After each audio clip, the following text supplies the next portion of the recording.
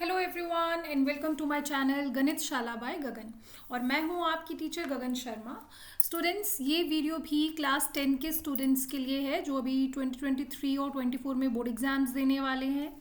और आज हम कवर अप करने वाले हैं हमारे सेकेंड चैप्टर को, विच इज़ पॉलिनोमियल। आज हम देखेंगे सेकेंड चैप्टर में कौन कौन से इंपॉर्टेंट टॉपिक्स हैं जो इनके ऊपर आपको फोकस करना है, और कौन कौन से इम्पॉर्टेंट क्वेश्चंस हैं जो लास्ट 2-3 ईयर्स में एग्ज़ाम में आ रहे हैं, जो इस साल भी एग्ज़ाम्स में आने के जिनके पूरे चांसेस हैं। तो चलिए स्टार्ट करते हैं।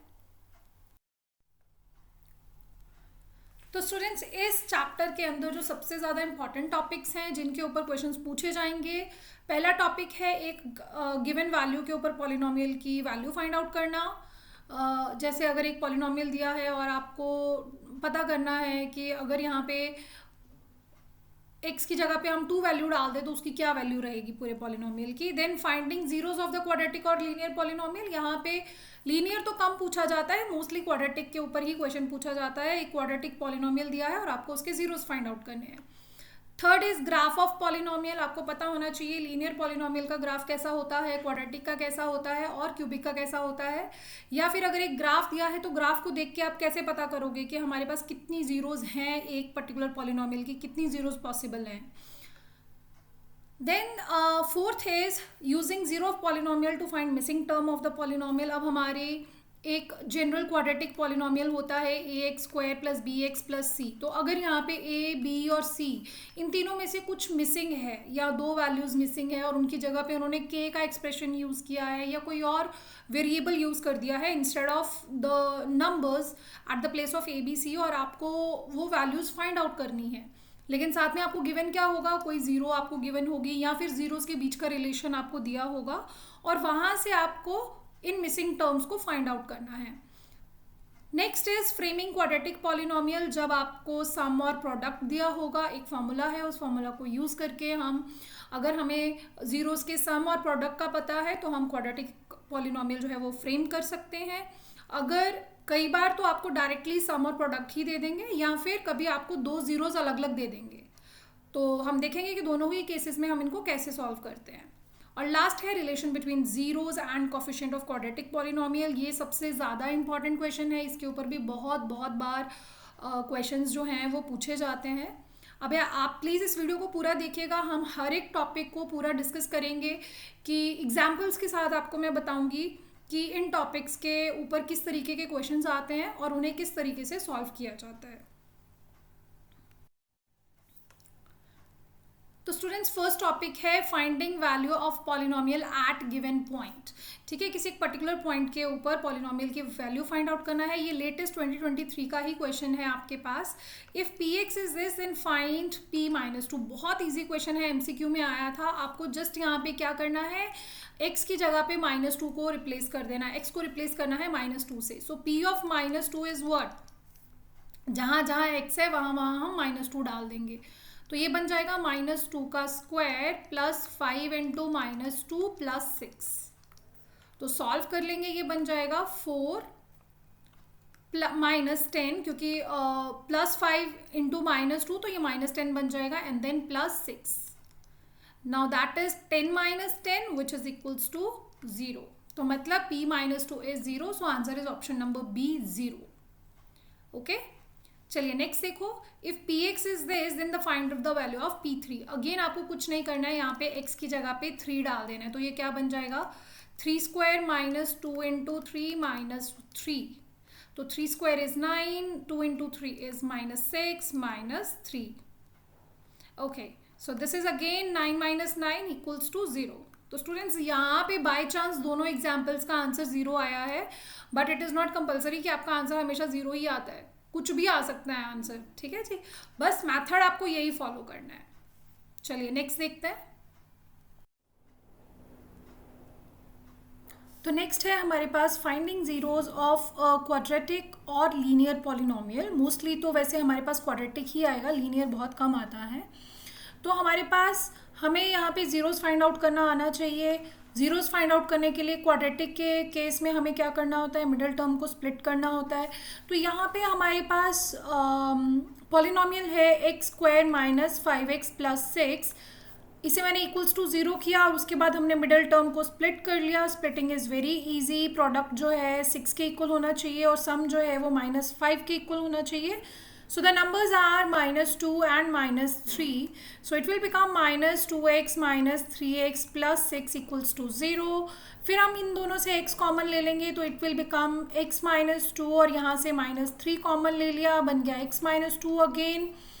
दोबारा से x -2 कॉमन लिया और ये बन गया x -2 x -3 इक्वल्स टू 0.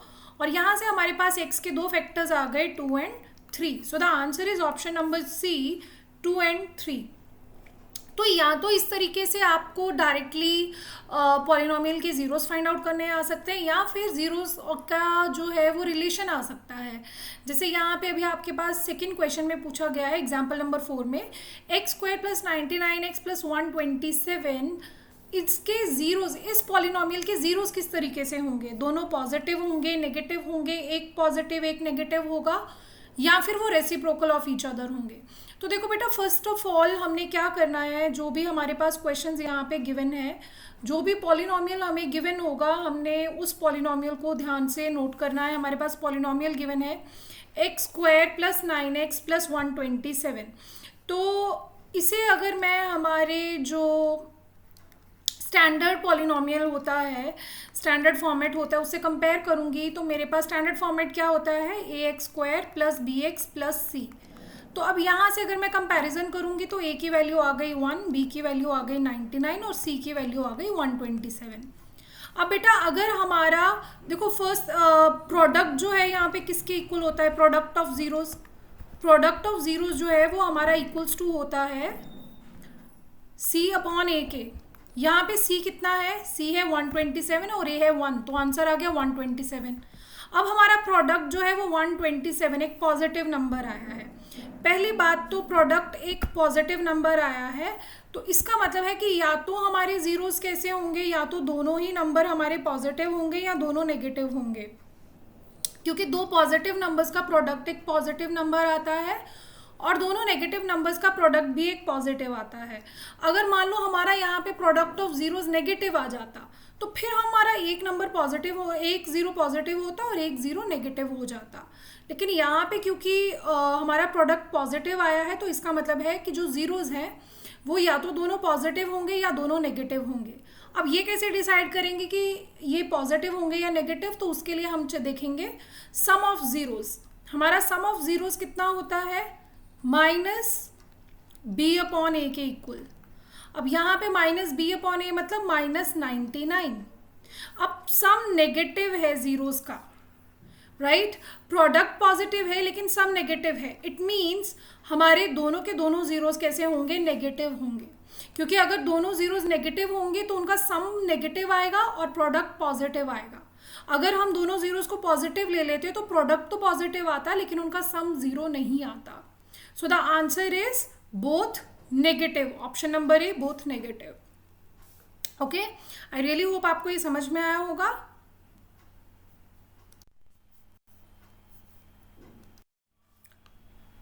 तो स्टूडेंट्स, नेक्स्ट टॉपिक है हमारे पास questions based on graphs of the polynomial, जिसमें हमें ग्राफ के बेस पे क्वेश्चंस पूछे जाते हैं. हमें पता होना चाहिए डिफरेंट पॉलिनोमियल्स के लिए किस तरीके के ग्राफ बनते हैं. जैसे लीनियर जो पॉलिनोमियल होता है उसकी ग्राफ हमेशा एक स्ट्रेट लाइन होती है. क्वाड्रेटिक के लिए एक हमारे पास पैराबोला शेप में, जिसे हम यू शेप भी बोलते हैं, तो यू शेप जिसको एक्चुअल नेम उसका पैराबोला है, इस शेप में उसका ग्राफ बनता है. और जो ज़ीरोज़ होते हैं वो कौन से पॉइंट होते हैं, जिन पॉइंट्स पे हमारा ग्राफ एक्स एक्सिस को कट करता है वो पॉइंट्स हमारे ज़ीरोज़ होते हैं.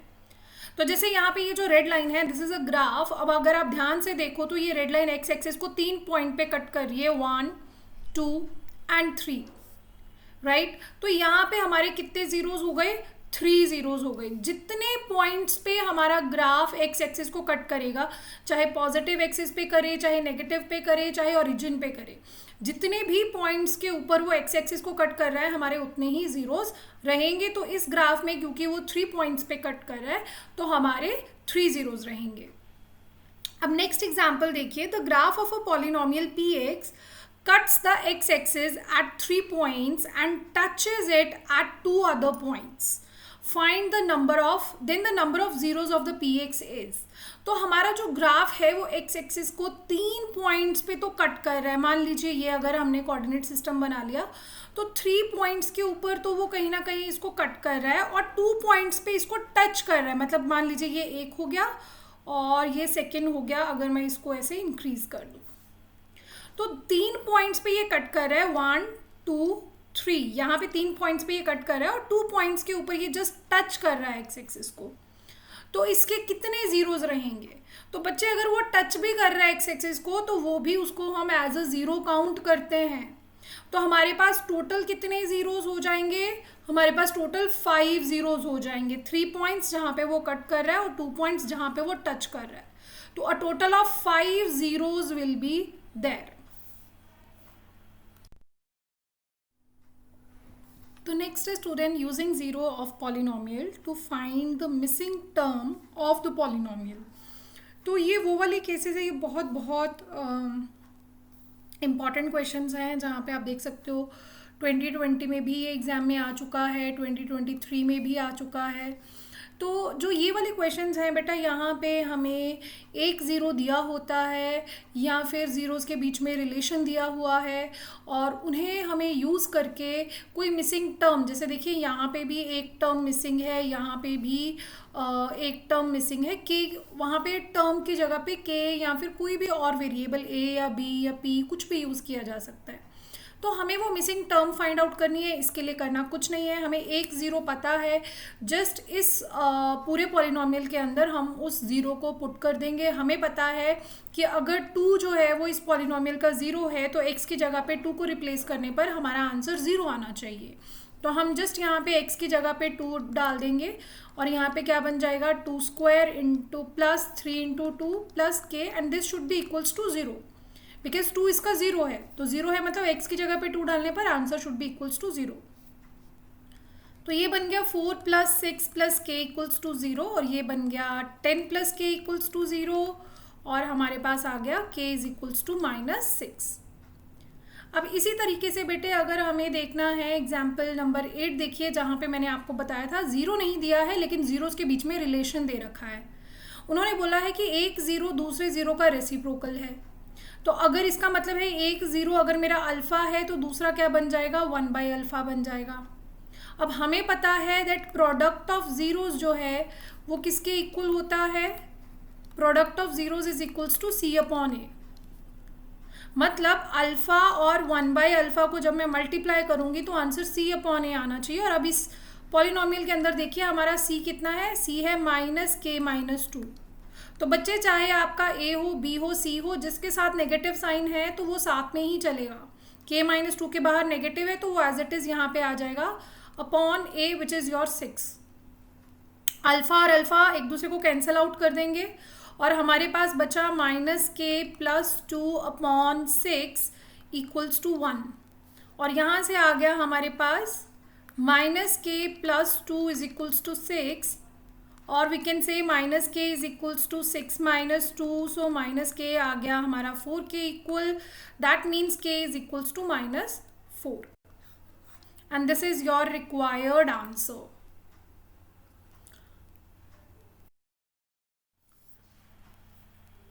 तो स्टूडेंट्स नेक्स्ट इंपॉर्टेंट टॉपिक है framing quadratic polynomials when sum and product of zeros are given. तो स्टूडेंट्स जब हमें सम और प्रोडक्ट दिया हो तो हम किस तरीके से क्वाड्रेटिक पॉलिनोमियल को फ्रेम कर सकते हैं? उसका फॉर्मूला होता है k x² minus sum of zeros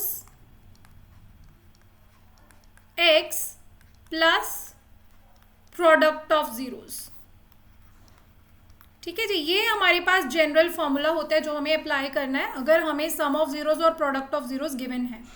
अब हम फर्स्ट एग्जांपल देखते हैं, एग्जांपल नंबर 9 इस केस की, जिसमें हमें सम दिया हुआ है 2 और प्रोडक्ट दिया है -1।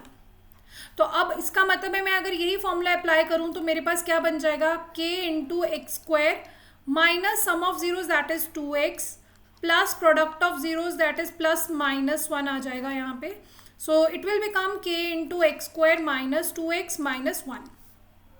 अब अगर आप ध्यान से देखो this is the exact equation जो आपके बी ऑप्शन में दिया है। ये जो k है बेटा ये कोई भी वैल्यू ले सकता है, k की आप अलग अलग वैल्यूज डालते जाओ, आपके पास अलग अलग पॉलिनोमियल्स आते जाएंगे और उन सारे पॉलिनोमियल्स के जो जीरोज हैं उनका सम और प्रोडक्ट 2 और -1 ही रहेगा। अब देखिए यहाँ पे मैं k की वैल्यू क्या डाल रही हूँ, I am putting k equals to 1। k को 1 पुट करने पर मेरे पास ये किस में कन्वर्ट हो जाएगा, x² - 2x - 1, which is your option number B. So the correct answer is option number B, x² - 2x - 1. Fine students. Next देखिए, सेकेंड क्वेश्चन भी बिल्कुल सिमिलर है। नेक्स्ट 10th एग्जाम्पल भी एग्जैक्टली सिमिलर एग्जाम्पल है आपके पास। इस एग्जाम्पल में हमें जो सम है दैट इज गिवन 5 और प्रोडक्ट है 0। तो फटाफट इसको अप्लाई करो और बताओ क्या आंसर आएगा। बताइए बताइए बताइए, जल्दी बताइए। करेक्ट। अब मैं यहाँ पे सॉल्व करूंगी और आप चेक कर लीजिएगा कि आपका आंसर करेक्ट आया या नहीं। So it is k into x² minus sum कितना है 5 इंटू x प्लस प्रोडक्ट कितना है 0। तो ये बन गया k into x² minus 5x। Correct. अब अगर मैं इन दोनों से x कॉमन निकाल लूँ, देखो क्योंकि x² माइनस 5x यहाँ पे मुझे कुछ नहीं दिख रहा है, यहाँ पे x² प्लस 5x है, यहाँ पे 5x² माइनस 1 है, यहाँ पे x² माइनस 5x प्लस 6 है, तो x² माइनस 5x मुझे नहीं दिख रहा है। हमने यहाँ पे देखिए एक फॉर्मेट है, तो मैंने क्या किया, यहाँ से x कॉमन निकाल लिया, अंदर क्या बचा मेरे पास x माइनस 5। अब मैंने आपसे कहा था कि k की वैल्यू हम कुछ भी ले सकते हैं, तो मैंने अगर k की वैल्यू 2 पुट कर दिया तो मेरे पास देखो यहाँ पे क्या बन जाएगा, ये बन जाएगा 2x into x minus 5 which is your exactly option number B. ठीक है स्टूडेंट्स, आप इस तरीके से भी कर सकते हो या फिर आप इसको ओपन अप करके देख लो कि ये आपका एग्जैक्टली वैसा बनता है या नहीं बनता है। फाइन, आई रियली होप आपको ये क्वेश्चन समझ में आया होगा। फिर भी अगर कोई डाउट रह गया होगा या कोई पार्ट है जो आपको समझ में नहीं आया, आप लोग प्लीज़ मुझे कमेंट बॉक्स में बताइएगा। मैं उस जो आपका डाउट है उसको सॉल्व करने की कोशिश करूँगी, या उसको एक क्योंकि यहाँ पे मैं एक रिविजन सेशन बना रही हूँ, सो आई एम एज्यूमिंग कि आपको ये सब चीज़ें पहले से पता है। Right now you are just revising the concepts. तो अगर कोई कॉन्सेप्ट है जो आपको क्लियर नहीं है तो आप मुझे कमेंट बॉक्स में बताइएगा, मैं उसको एक प्रॉपरली उसके ऊपर एक नया वर्कशीट बना दूंगी, एक नया वीडियो बनाऊंगी और आप उसको अच्छे से समझ सकते हैं। 11th एग्जाम्पल देखिए, find the quadratic polynomial whose zeros are 2 + √3 and 2 - √3। अब बच्चे हमें जीरोज दिए हुए हैं, तो जीरोज दिए तो हमें क्या चाहिए, लेकिन फॉर्मूला तो जब हमें बनाना है हमें सम ऑफ जीरोज चाहिए और प्रोडक्ट ऑफ जीरोज चाहिए। तो पहले हम निकालेंगे sum of zeros. Sum of zeros कितना हो जाएगा, 2 + √3 प्लस 2 - √3। √3 और √3 कैंसिल आउट हो जाएंगे और हमारे पास बचेगा आंसर 4। मतलब हमारा सम कितना है, 4 है। प्रोडक्ट निकालेंगे तो 2 - √3 इंटू 2 + √3। यहाँ पे a - b into a + b का आइडेंटिटी यूज करेंगे, सो the answer is a² - b² that is 2² - √3²। तो ये बन जाएगा 4 - 3 विच इज इक्वल्स टू 1। तो अब सम आ गया 4, प्रोडक्ट आ गया 1, तो फॉर्मूला क्या बन जाएगा, that will be k into x² minus 4x plus 1। Fine, so x² minus sum of the zeros into x plus the product of zeros. Now this is the required quadratic polynomial. आप यहाँ पे k की अलग अलग values डालते जाएंगे, फिर से अलग अलग पॉलिनोमियल्स मिलते जाएंगे। आप इसको यहाँ पे भी छोड़ सकते हैं, that is the correct answer. ठीक है जी, चलिए नेक्स्ट देखते हैं। नेक्स्ट एग्जाम्पल है हमारे पास एग्जाम्पल नंबर 12। देखिए यहाँ पे मेरे इस टॉपिक से रिलेटेड बहुत सारे एग्जाम्पल्स हैं क्योंकि ये क्वेश्चन बहुत बार एग्जाम में आता है। अगर आप ध्यान से देखो तो ये जो लास्ट क्वेश्चन है ये 2023 में आ रखा है। 2023 में 2 क्वेश्चन इस टॉपिक पे आए हैं, एक एग्जाम्पल 9 है 2023 का और एक 12th है। ये 10th आपको 2021 में आ चुका है, so that means it's a very important topic. Last में वो क्या कहता है, if alpha beta are the zeros of the quadratic polynomial this form another quadratic polynomial whose zeros are 1 by alpha and 1 by beta। तो हमें एक quadratic polynomial बनाना है जिसके जीरोज 1 by अल्फा और 1 by बीटा हों, राइट? तो लेकिन पहले हमें अल्फा बीटा तो निकालने पड़ेंगे, तो अल्फा बीटा निकालेंगे पहले। अब उसके लिए हमें क्या करना है, x square minus 5x plus 6 को हम सॉल्व करेंगे by splitting the middle term. तो ये बन जाएगा x square minus 2x minus 3x plus 6 x into -2 minus 3x minus 2 which is x minus 3 into x minus 2। यहाँ पे इक्वल्स टू 0 आता जाएगा साथ में।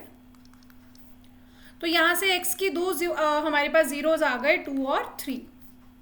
Now these are what, these are your alpha and beta, because उन्होंने बोला alpha beta are the zeros of this quadratic polynomial.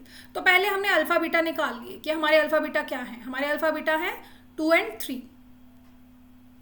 2 and 3 हमारे alpha beta हो गए। अब जो हमें नया क्वाड्रेटिक पॉलिनोमियल बनाना है, राइट, उस नए क्वाड्रेटिक पॉलिनोमियल के अंदर हमें कौन सा जीरोज यूज करने हैं।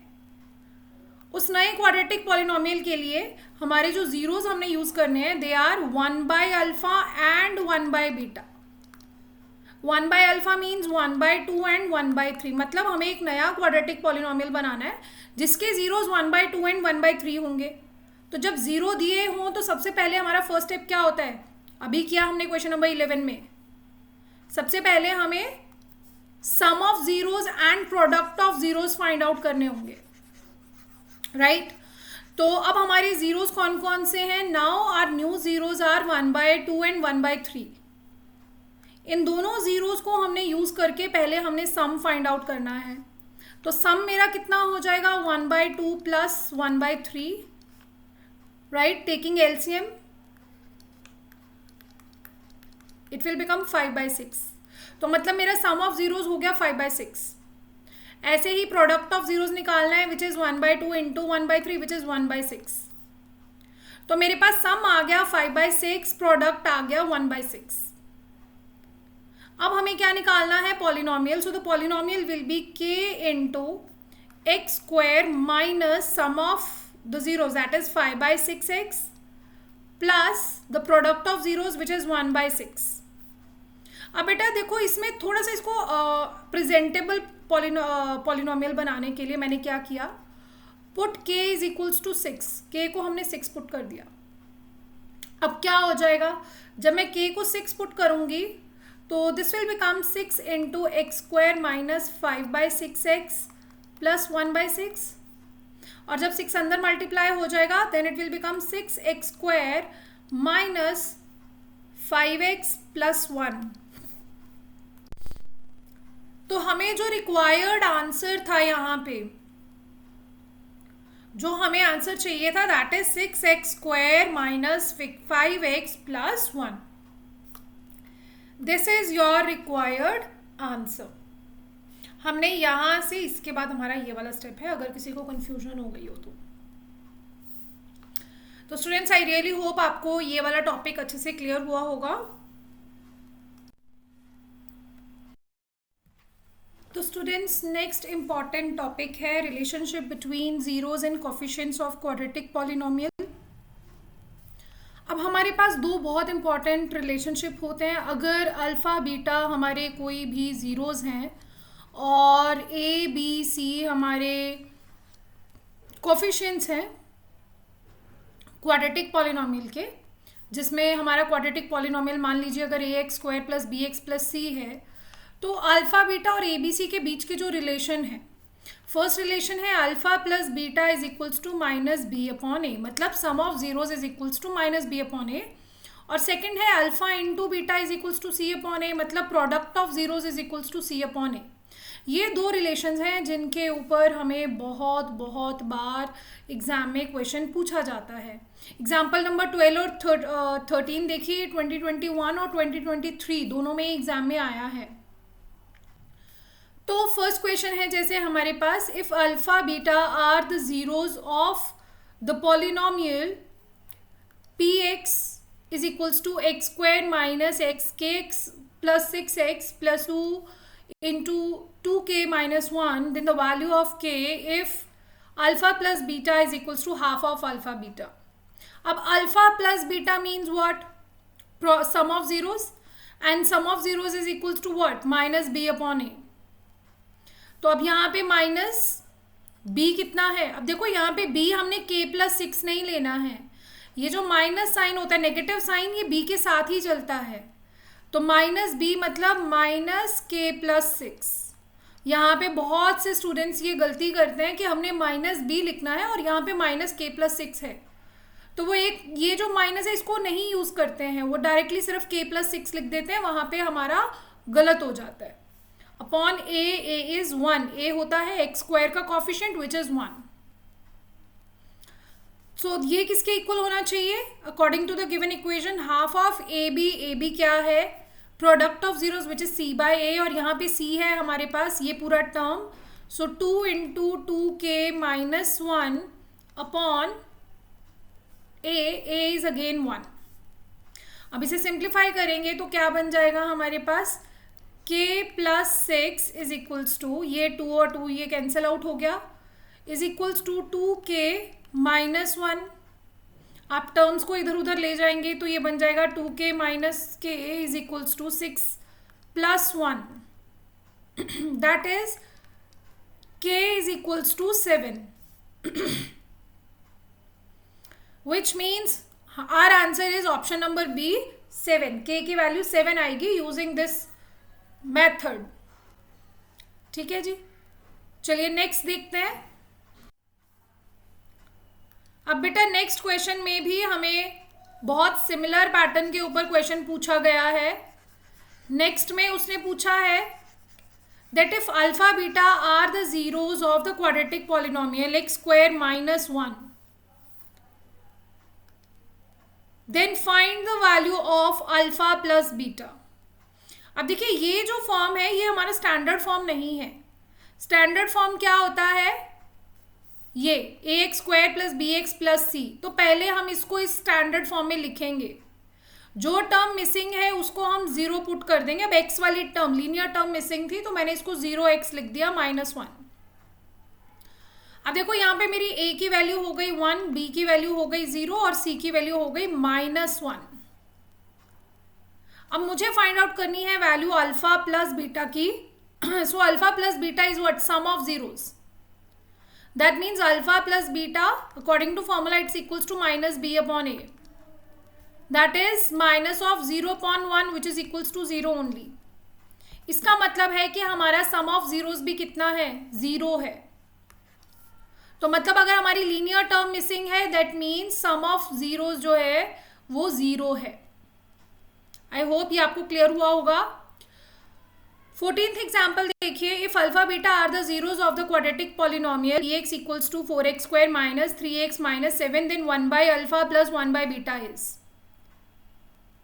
पहले तो हमें इसको थोड़ा सा क्या करना है? सिंप्लीफाई करना है. जो हमारे पास फॉर्मूलेज तो हमने अब यही यूज करने हैं जो हमारे पास ऊपर लिखे हैं, that alpha plus beta is equals to minus B upon A and alpha beta is equals to C upon A. Formulae are same. Just that अब हमें गिवन एक्सप्रेशन है यहाँ पे 1 by alpha plus 1 by beta. तो अगर मैं इसको LCM लेके सॉल्व करूँ तो ये क्या बन जाएगा? ऊपर आ जाएगा बीटा प्लस अल्फा. मतलब न्यूमरेटर में क्या है? Sum of zeros divided by alpha beta which is the product of zeros. अब यहाँ से मेरे पास a कितना है? 4 है, b है -3 और c है मेरे पास -7. तो मेरे पास स्टूडेंट्स अल्फा प्लस बीटा किसके इक्वल हो जाएगा? That is minus b upon a. That is minus 3 upon 4 which is equals to 3 upon 4. And alpha beta that is product of zeros, ये किसके इक्वल है? c अपॉन a के. तो c मतलब -7/4।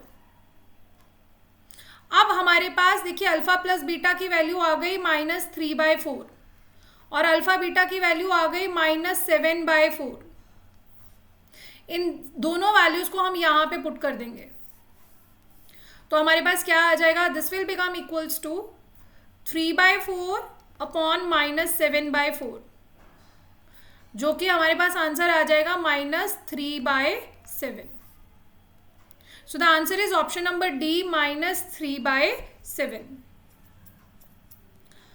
सो students, I hope ये topic आपको clear होगा। अगर फिर भी कोई डाउट रह गया है, मैं आप लोगों को बार बार कह रही हूँ, अगर कोई ऐसा टॉपिक है, अभी मैं थोड़ा सा फास्ट इनको सॉल्व करवा रही हूँ बिकॉज आई एम एज्यूमिंग कि ये सब आपको आता है and we are just doing a quick revision session. लेकिन अगर कोई टॉपिक है जो आपको लगता है आपको समझ में नहीं आया है and you need more explanation, kindly आप मुझे कमेंट बॉक्स में बताइए, मैं उसको एक प्रॉपरली एक्सप्लेन कर दूंगी। Now the next two questions are again based on the same topic, जहाँ पे zeros और coefficients के बीच का रिलेशन हमें यूज करना है। ये बार बार क्वेश्चन आ रहे हैं क्योंकि ये बार बार टॉपिक जो है हमें पूछे जाते हैं, ये बहुत इंपॉर्टेंट टॉपिक है, इसके ऊपर बहुत सारे क्वेश्चन आते हैं। अब अगेन देखो, if one zero of this polynomial is reciprocal of the other, तो find the value of k। याद रखना है जब भी जीरोज रेसिप्रोकल होंगे तो उनका प्रोडक्ट जो है वो 1 हो जाता है, क्योंकि एक अल्फा होगा एक 1/अल्फा होगा, तो जब हम इनको मल्टीप्लाई करेंगे आंसर 1 आ जाएगा। मान लीजिए एक जीरो मेरा अल्फा है, दूसरा 1/अल्फा है, तो हमें पता है that product of zeros is equals to what, that is equals to c/a। अब इस पॉलिनोमियल में अगर मैं कंपेयर करूं तो मेरा a की वैल्यू 6 आ रही है, b की वैल्यू 37 है और c की वैल्यू -k-2 है। तो मेरा product of zeros alpha into 1/अल्फा will be equals to what, -k-2/6।